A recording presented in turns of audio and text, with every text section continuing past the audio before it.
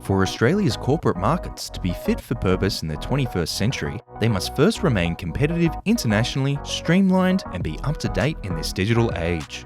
The Corporations Act was developed prior to the shift to a digital world and is an essential part of Australia's financial and regulatory infrastructure. This Act must embrace technology and reflect the way Australians engage with digital communications technologies and content. Currently, shareholders must notify companies in which they invest if they wish to receive their notices of meetings and meetings materials by the way of email. If they fail to make that notification, companies are required to send their notices of meeting to them via post.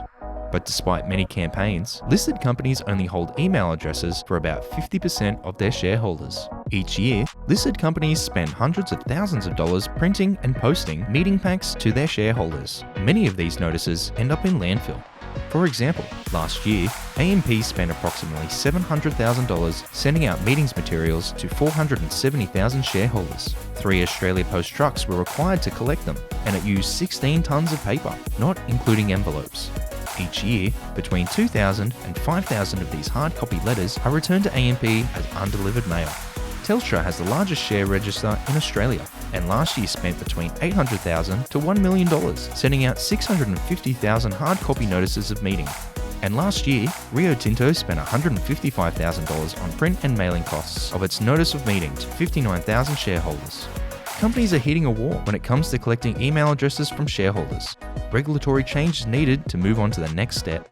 Governance Institute of Australia and the Australasian Investor Relations Association have joined forces to argue for a simple and straightforward change to be made to the Corporations Act by amending the Act so that shareholders who don't opt in to receive their notices of meeting by either mail or email are deemed to receive them if the company makes them universally available on their website.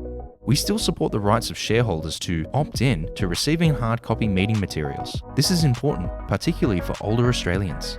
However, we believe that making this change will dramatically reduce both the costs involved and the paper waste generated by emailing hard copy notices of meeting to shareholders each year. This change is sensible and long overdue. It will also enable companies to engage with their shareholders digitally and encourage more innovative ways of communication. To read more about our advocacy efforts, visit governanceinstitute.com.au.